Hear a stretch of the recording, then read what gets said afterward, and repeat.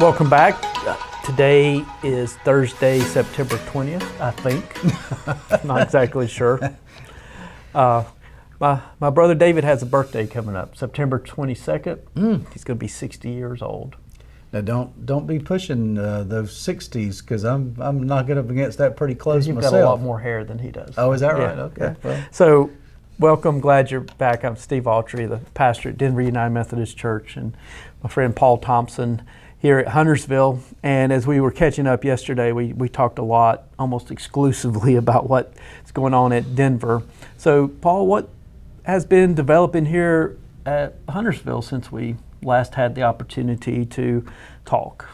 Well, it feels no less disruptive in a lot of ways. There are conversations that we're having here at Huntersville United Methodist Church about what in the world are we going to do with the acreage that we have around the church. So how much acreage do you have? So we have a little over 28 acres on this campus. 10 of the acreage is currently covered by the current building that was built in 2008. So we started thinking really 2 and 3 years ago, what are we going to do with this? We've been mowing it and trimming the bushes around it. And so now, how could we find a way to be in partnership with other people in this community? Well, I mean, think about the value of property in this location from, what, 2003?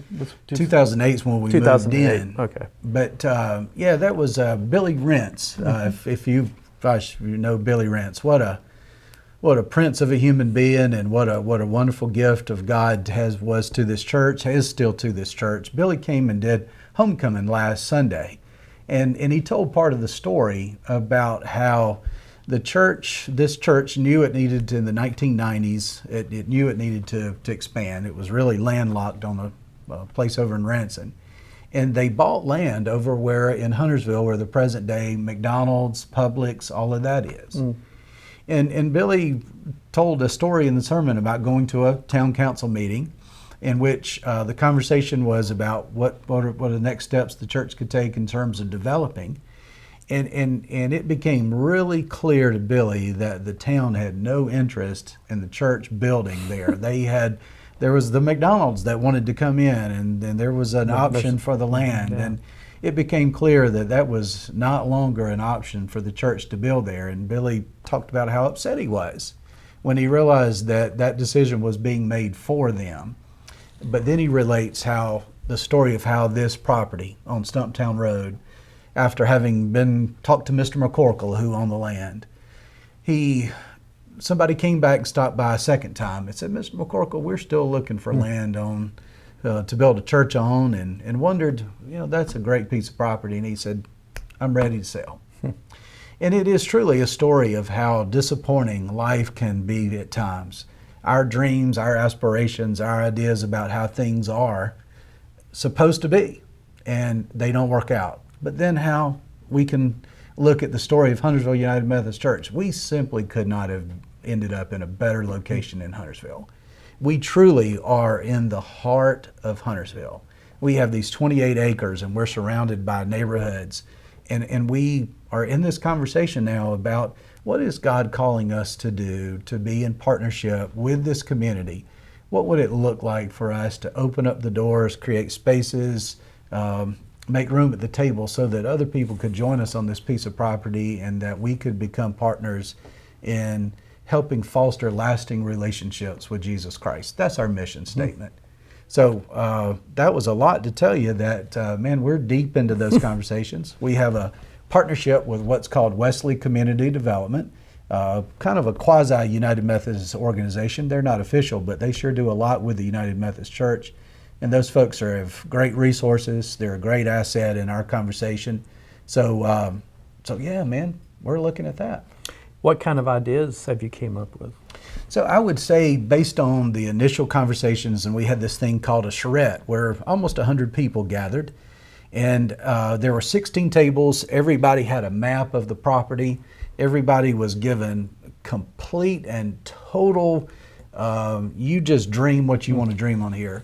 And out of 16 tables, 16 maps had some type of senior housing. We think senior housing has the most momentum.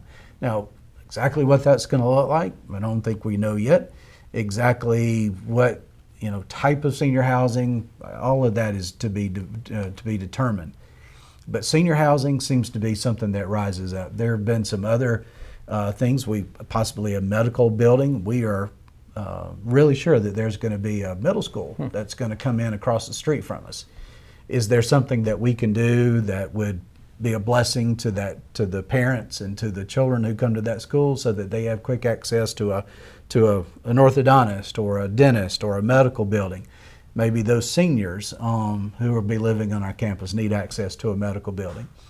But then we're looking at different ideas. Certainly recreation has been a part of the life of this church. We've always had 2 baseball fields. Pickleball has become an obsession. I'm telling you, pickleball has taken over the world. This guy, by the way, is still a tennis snob. I'm a tennis snob. Do you play pickleball any? Not anymore. I'm not letting it interfere with my tennis. He's trying to hang on to a bygone era. That's right. And I can't walk most days after I play tennis. I'm like hobbling around here. But the conversations have been great. And of course, then we're also expanding that conversation into building use. One of the things that I'm sure you recognize, there is a different economic reality in churches today. You have to have more funding sources than just the typical tithe and offering. And buildings of churches and land around churches typically is one way to really think about having more revenue stream coming into your church. Well, and I think a couple of observations just from hearing you talk. I believe it's Dick Wills, who's now United Methodist Bishop, wrote a book, Waken to God's Dream, where he talked about how when God dreams something, it bubbles up from multiple places. It shows up in different conversations. And so I think it's interesting and something of note to pay attention to the senior housing. If you had that many people come up with that, have that same idea, then there's probably something there that God wants you to honor, because it's a huge need. The other thing that's a huge need in this community is just simply affordable housing for people who serve as police officers or teachers, and so you all are living it. We live in the Lake Norman area. The home prices have gone through the roof, and so this is part about serving the community. And there are literally people who have nowhere to go because a home that would have cost $250,000 a decade ago now costs $500,000. And we are in conversation both with the town of Huntersville and others about that basic reality. You can't really afford to be a teacher, a police officer, a fire department, any of that, and live in Huntersville. The housing prices are too high. So there's a conversation going about possibility. Well, could we help do some of that? And it's about also what I hear. It's about mobilizing resources for the sake of the kingdom. Yeah. This isn't about a money grab. And sometimes when people hear land use development, they think, well, they're just greedy. They want more money. Well, no, we want to fund ministries. We want to be a blessing to the community. We want the community to recognize that this church exists not for itself, but it exists for the mission of God in Jesus Christ. But that mission is people. It is being a blessing to people. We're called to serve. And a church, if a church only benefits its members, then it's really not a church. Right. The church is the only, and this has been said many times, the church is the only organization that exists to benefit its non-members. Right.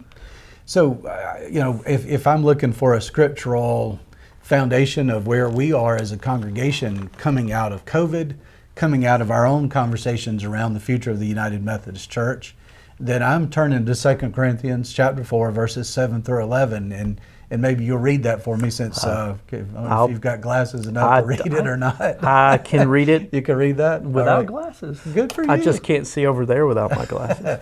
So in summary, here's Huntersville United Methodist Church. But we have this treasure in clay jars so that it may be made clear that this extraordinary power belongs to God and does not come from us. We are afflicted in every way, but not crushed, perplexed, but not driven to despair, Persecuted but not forsaken, struck down but not destroyed, always carrying in the body the death of Jesus, so that the life of Jesus may also be made visible in our bodies.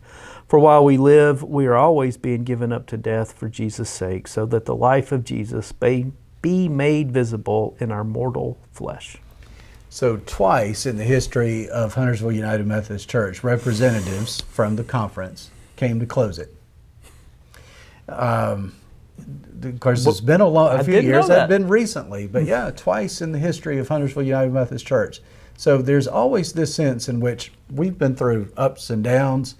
In times it's felt like death. At times it's felt like we are really in trouble. And yet God continues to breathe life into the people called Huntersville United Methodist Church. And so when I sense that passage really is, we live into the life, the death, the resurrection of Jesus Christ. And it's a pattern and a story that's been lived out in the life of this congregation over and over and over. And right now, that new life is being breathed into us. And it's an exciting time, but it's also a time of recognition that, you know, we've coming out of COVID, coming out of these conversations around sexuality, all of that, we've lost some folks too. And as painful as that is, I'm excited about the future of Huntersville United Methodist Church, and really believe that our best days are ahead. That's the story that God wants us to tell. So we'll continue talking about the story God wants us to tell tomorrow. So thank you for being with us today. Thank you.